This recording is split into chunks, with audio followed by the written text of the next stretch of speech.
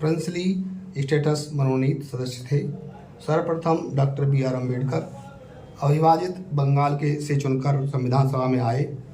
15 अगस्त 1947 को देश स्वतंत्र हुआ और बंगाल का भी विभाजन हुआ। चलिए बाबा साहब को का निर्वाचन क्षेत्र भी पूर्वी पाकिस्तान चला।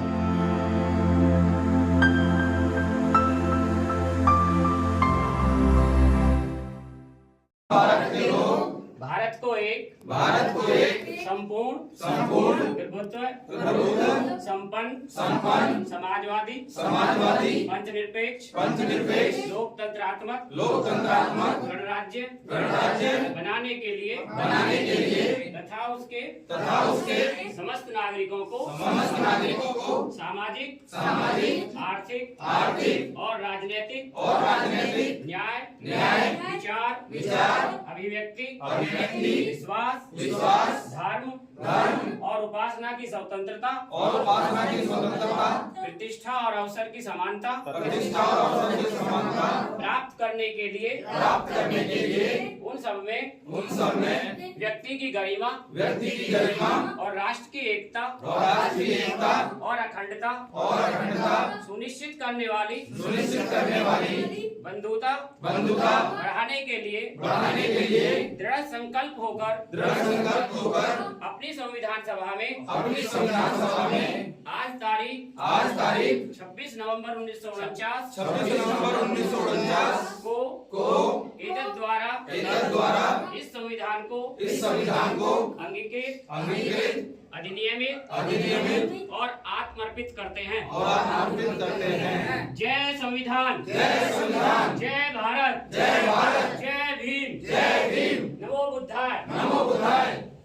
सदस्यों को जय भीम, नमो बुद्धाय। आज 26 नवंबर हम सभी बहुजनों के लिए सबसे बड़ा पर्व है। अगर 26 नवंबर के दिन बाबा साहब ने जो 2 साल और 11 महीने 18 दिन जो मेहनत की, 26 नवंबर के दिन उस संविधान को पूरा करके बाबा साहब ने तैयार करके हमारी जो संविधान सभा थी उसको अर्पित किया था। और ये हम बहुजनों के लिए जो 85% बहुजन है उन सबसे बड़ा पर्व है उनके लिए। मैं दूसरे जो पर्व है उनसे इसके जो ना तुलना नहीं करना चाहता। अगर हमको अपने रास्ते पर कोई विकास के रास्ते पर हमको चलना है, हमको आगे बढ़ना है, तो हमको बाबा साहब की दी हुई शिक्षाओं के माध्यम से हम आगे जा सकते हैं, नहीं तो हम आगे नहीं जा सकते। बाबा साहब ने संविधान के अंदर जो हमको कुछ दिया है हम उन्हीं के माध्यम से यहाँ तक पहुँचे हुए हैं। अगर हमारे पास बाबा साहब के दिया हुआ संविधान नहीं होता तो शायद आज हम जैसे यहाँ पर बैठे हुए हैं, अपनी बात कर रहे हैं, विचार रख रहे हैं, शायद नहीं हो सकता था। हमारे सामने नारी शक्ति बैठी हुई है। बाबा साहब ने अगर कोई कार्य किया है तो नारी शक्ति के लिए इस भारतवर्ष के सबसे ज्यादा जो महापुरुष हुए हैं उन सब ने जो कार्य किया वो एक तरफ और बाबा साहब ने जो कार्य किया वो एक तरफ। और मैं नारी शक्ति से निवेदन करना चाहता हूँ वो प्रतिदिन बाबा साहब के चरणों में फूल अर्पित कर दे, चाहे वो किसी भी समाज से हैं।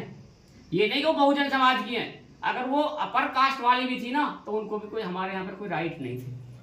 हमारे देश के अंदर महिलाओं को तो ये समझिएगा उसको जो हम अछूतों का दर्जा था ना वही दर्जा महिलाओं का था। हमारे संविधान के अंदर बाबा साहब ने जो हमको राइट दिए हैं उन्हीं के आधार पर हमारे साथ राइट के साथ साथ हमको कुछ कर्तव्य भी हैं। हमको उनके बारे में जानकारी इकट्ठी कर किस प्रकार से हम आगे जा सकते हैं। बाबा साहब ने जो हमको एक ही दिया था, जो नारा दिया है, शिक्षित बनो। अगर हम इन 2 वर्डों को ही समझ लेना, शिक्षित बनो, हमारे जीवन का उद्धार हो जाएगा। बाकी को छोड़ दो, आगे का जो नारा पूरा मत करो उसको, केवल 2 को समझ लीजिए कि शिक्षित बनिए। और शिक्षित बनकर आप जो है अपने लिए कुछ करें, समाज के लिए कुछ करें। बाबा साहब ने उनको नारा दिया था जो हमको जो समाज के लिए कुछ करना चाहिए, पे बैक टू सोसाइटी का जो नारा दिया था बाबा साहब ने। कुछ ना कुछ जो अगर कुछ व्यक्ति बन जाते हैं तो उनको अपने विचारों से अपने आर्थिक सहायता करनी चाहिए। जिस प्रकार से भी हम कर सकते हैं कर सकते हैं। आज हमारे पास अगर किसी भी इलेक्शन में लड़ने का जो अधिकार है बाबा साहब के माध्यम से, बाबा साहब ने जो हमको संविधान दिया है उसी के माध्यम से। अगर संविधान नहीं होता तो शायद हम ये कार्य नहीं कर पाते। कितने सांसद थे आज़ादी से पहले हमारे, जब तक बाबा साहब ने हमारे लिए लड़ाई नहीं लड़ी। बाबा साहब ने जो देश का नाम दिया था भारत और इंडिया, इसको दिलाने में 17 दिन लग गए थे।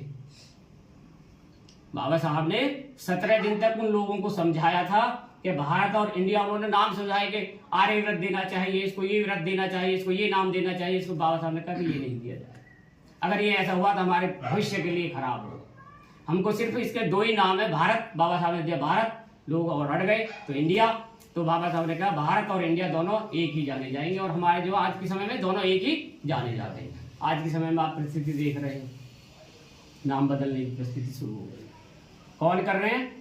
जिनको कुछ पता ही नहीं है क्या करना, किसके बारे में बात कर रहे हैं? एक वर्ग विशेष के बारे में बात करें, पूरे भारत के बारे में बात नहीं कर रहे। वो एक वर्ग विशेष के बारे में बात कर रहे हैं कि हमारा क्या होना चाहिए, राष्ट्र का नाम बदल देना चाहिए और हिंदू राष्ट्र कर देना चाहिए। हिंदू राष्ट्र में अगर हो जाता है तो देख लीजिए हमारी क्या व्यवस्था होगी। हमारे सामने मनुस्मृति लागू होगी और मनुस्मृति में हमारा दर्जा कहाँ है हमको अच्छे से मालूम है। तो हमको एकजुट रहना है सभी को, और एकजुट रहकर अपने भाइयों को भी जागृत करना है। जो कुछ लोग हमारे विचारों से सहमत हैं, असहमत हैं, उनको भी अपने साथ लेकर आना। और हमेशा कोई ना कोई, जब भी बाबा साहब के नाम पर, अपने भगवान बुद्ध के नाम पर अगर कोई भी कार्यक्रम होता है, आप जितना समय दे सकते हैं, जहाँ दे सकते हैं, जरूर दीजिए। और जो भी लोग उसको आगे बढ़ाने का कार्य कर रहे हैं, उनको सहयोग जरूर दीजिए।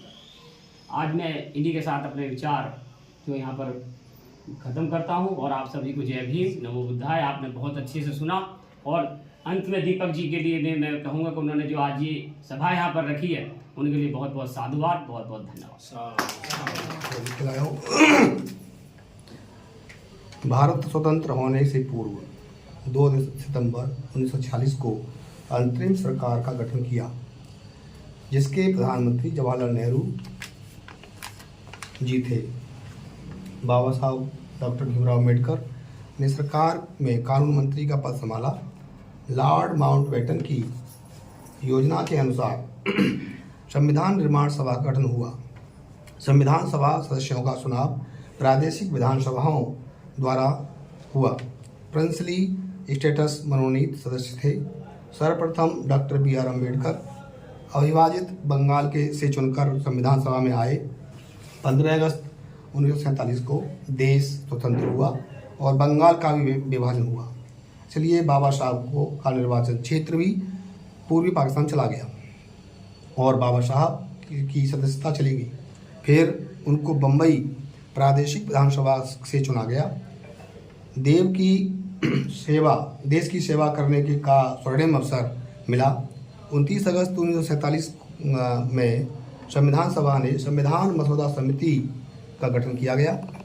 इसके अध्यक्ष बाबा साहब डॉक्टर भीमराव अम्बेडकर को चुना गया।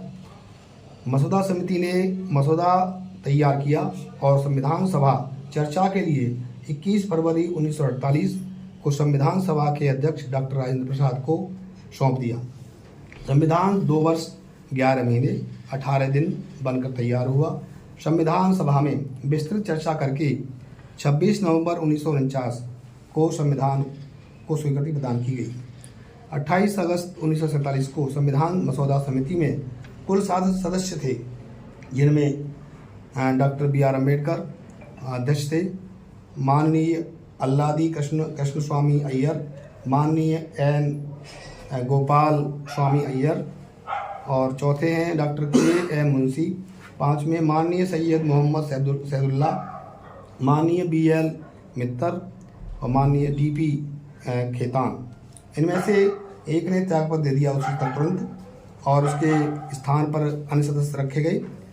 एक का देहांत हो गया। एक सदस्य राजकार्य में लगे हुए थे। एक अमेरिका में थे। 2 व्यक्ति दिल्ली से दूर थे। अंत में संविधान मसौदा बनाने का काम केवल अकेले डॉक्टर BR अम्बेडकर जी पे आ गया, और उन्होंने अपने मेहनत करके 2 वर्ष 11 महीने 18 दिन में संविधान तैयार किया, इस कार्य को पूरा किया। और तब हमारा संविधान जो है 26 जनवरी 1950 को लागू किया गया। जब अगर बाबा साहब संविधान में नहीं लिखते तो हम लोग यहाँ पर नहीं खड़े होते। जय भीम। संविधान की वजह से ही हैं, बोल पा रहे हैं, नौकरी मिली हमें संविधान की वजह से ही, आरक्षण की वजह से ही। अदरवाइज इससे पहले आरक्षण नहीं था तो कहाँ हम लोग कहाँ पर थे? नौकरियाँ नहीं थी पहले और कोई अधिकार भी नहीं थे। तो संविधान की वजह से जो भी बहुजन जो लोग हैं वो कम से कम एक स्टैंड पे आए। क्या नाम है, जो कॉन्सेप्ट ये था कि हाँ आरक्षण का, कि एक जो प्रताड़ित या शोषित वर्ग है जो कि 85% जो संख्या का है, वो कम से कम एक समुचित अपना विकास करे। ये था मतलब उसका उद्देश्य जो मैं जानता हूँ।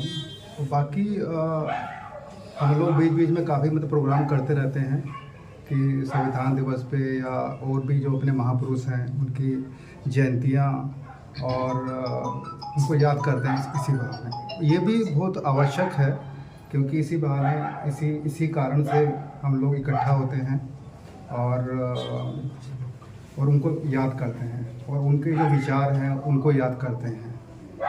तो मेरा जो विचार है ये हर जगह होना चाहिए, क्योंकि इसमें सिर्फ कैटेगरी के लोगों का ही नहीं, आरक्षण प्राप्त लोगों का ही नहीं, ये पूरे समाज का और पूरे देश के लिए ज़रूरी है कि अपने जो देश के महापुरुषों हैं जो कभी कभार लोग कोई याद करते हैं, तो वो हर गली मोहल्ले या जो पब्लिक इंस्टीट्यूशन है या प्राइवेट है, हर जगह इनको याद करना चाहिए। और बाबा साहब का तो अब विचार अभी लोगों को पता ही नहीं है। आजकल की जो नई जनरेशन है उनको पता नहीं क्यों ऐसा गलती तो आप कह सकते हैं कि हमारी है कि हमने उनको विचार दिए ही नहीं। तो मैं खुद अब एक पब्लिक इंस्टीट्यूशन में काम करता हूँ, तो मुझे पता है कि हाँ जो इस तरह का माहौल नहीं है कि हाँ बाबा साहब का वो मुश्किल से दिखते हैं। अब जो दिखेगा नहीं तो उसके विचार मतलब अब कैसे मतलब पहुँचेंगे आप?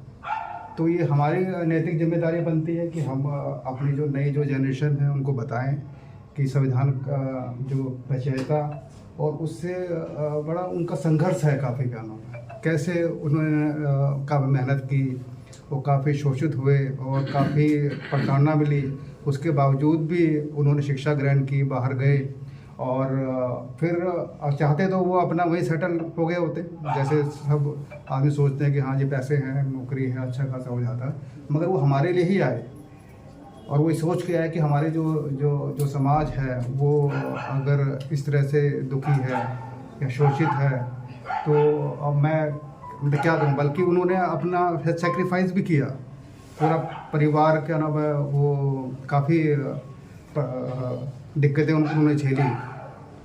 और अब ये मैं भी एक विचार में शेयर करता हूँ आपसे कि हम दूसरों को ही ब्लेम करते रहते हैं कि वो ये कर रहा है, वो वैसा कह रहा है, वो उसने ये कर दिया।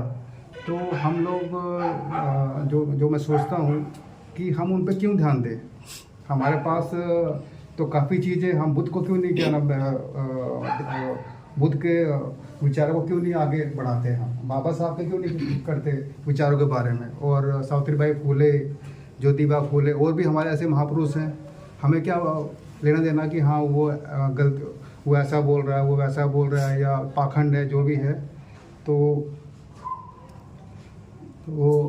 हमें तो यही है कि हमारे महापुरुष बहुत हैं, उनके विचारों को पढ़िए और फैलाइए।